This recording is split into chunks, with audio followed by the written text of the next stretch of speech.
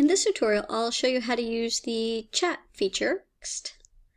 So over here in your avatar, the upper right, you can create a chat where you can chat with the whole class or you can chat with one student.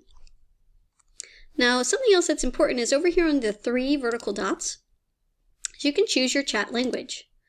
Now, it doesn't change the way you type, but it changes the way you receive messages.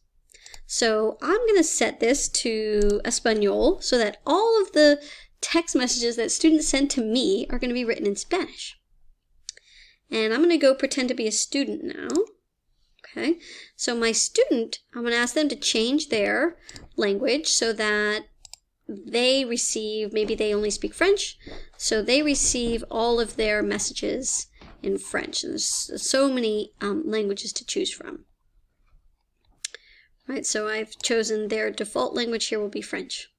So I'm going to go back to the teacher screen, and I'm going to open this chat bubble here, and I'm going to choose, do I want to chat to the whole class, which is the default, right? So if I do that, the whole class will get my message. Hello class, right? So I typed it in English.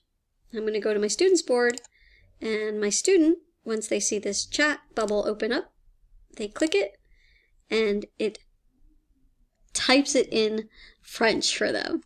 Now let's say the student wants to type me a message back. Hello. Okay, so student has typed me a message back. I'm going to go back to my teacher board, and I have my language set to Spanish, so all my messages will be received in Spanish. And if they type back to me in French, it will be sent to me in Spanish. I'm going to go to this teacher message, and then maybe she says, merci, merci beaucoup.